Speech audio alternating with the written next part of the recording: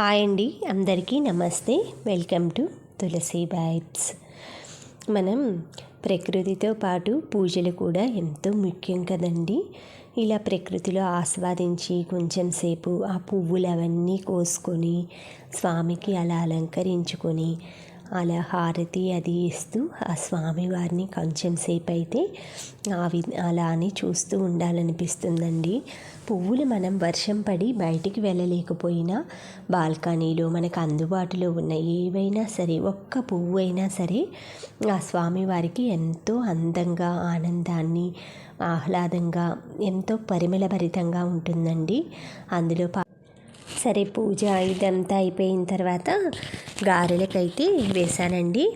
ఇలా మా పిల్లలు అది ఉన్నారు కదండి, అందుకని కొంచెం ఎక్కువే వేశాను. కింద వాళ్ళ ప్లేట్లు, పైన వాళ్ళవి అవి ఉన్నాయి. వాళ్ళు ఇచ్చిన డిషెస్ తిన్నాం కదా, మన డిషెస్ కూడా వాళ్ళకి టేస్ట్ చేయించాలి కదండి. అందుకే గారెలు, కొంచెం చక్రాలు, సున్నుండలు అన్నీ చేశాను కదా, అన్నీ కొంచెం కొంచెం పెట్టి మా ఆంధ్ర వాళ్ళవి, తమిళనాడు వాళ్ళకి టేస్ట్ చూపిస్తానన్నమాట. వాళ్ళు కూడా సాంబార్ చాలా బాగా చేస్తారండి. సాంబార్ పొడి కానీ, చిన్న వెంగాయం అంటే ఉల్లిపాయలు, చిన్న చిన్న ఉల్లిపాయలతో పులుసు, సాంబార్ అవి లేనిది చేయరు. వాళ్ళకి అక్కడ 30 రూపాయలే పడతాయంటండి ఆ చిన్న వెంగాయం అనేవి.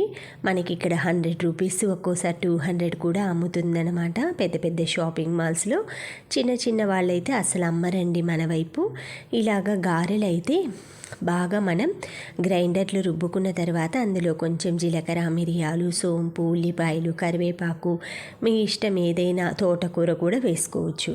ఇలా వేసే విధానం మాత్రం మనం కింద ఇలా గిన్నె బోర్లించుకొని ఆ గిన్నె మీద ఒక న్యూస్ పేపర్ ఇది ఉంటుంది కదా, ఉలిపిరికాయ అంటే ప్లాస్టిక్ కవర్ అండి, పాల ప్యాకెట్ కానీ లేదంటే కవర్ కానీ అరిటాకు కానీ ఏదైనా పెట్టుకొని కొంచెం చెయ్యి తడుపుకుంటూ ముద్దలు చేసుకుంటూ అలా కవర్ మీద పెట్టి నొక్కి ఒక్కొక్కటి వదులుతూ ఉండాలండి.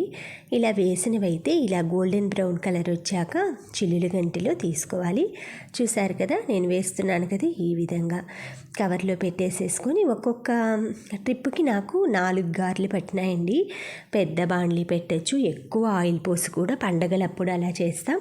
కానీ మనం ఇంట్లో ఉండేది 2-3 మెంబర్స్ కాబట్టి మనం ఏంటంటే ఎక్కువ ఆయిల్ పోసి దాన్ని రీహీట్ చేసి చేసి చేసి తినే బదులు కొంచెం ఆయిల్ పోసుకొని పర్లేదు, ఒక 10 ఆయిల్ అయినా కాల్చుకోవచ్చు. ఇలాగైతే మా పైన ఫ్రెండ్స్కి, కింద వాళ్ళకైతే అన్నీ షేర్ చేసేసి వచ్చానండి. మిగతావైతే గారెలు అవన్నీ వేయటం అయిపోయింది. ఇంకా పిల్లలకి వేడివేడిగా చెరొక 4 పెట్టేసేసి వాళ్ళ డాడీ అయితే బిర్యానీ తెస్తాను అన్నారు.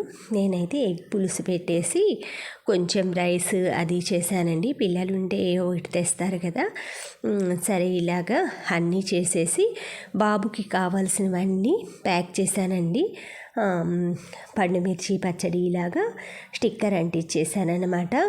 మామూలుగా మనం వైట్ పేపర్లో రాసేసి, తెలియదు కదండి పిల్లలకి ఏంటి అని, చింతకాయ పచ్చడి, పండుమిర్చి పచ్చడి, ఇలాగా ఇడ్లీ కారం, ఇలాంటివన్నీ కనిపించని డబ్బాలు, కనుక్కోలేని పచ్చళ్ళు, వీటన్నిటి గురించి మనమే కొంచెం జాగ్రత్తగా రాయాలి కదా. ఈలోపు పైన ఇచ్చాను కదా ఫ్రెండ్, తనైతే పొంగల్ చేశానని పంపింది.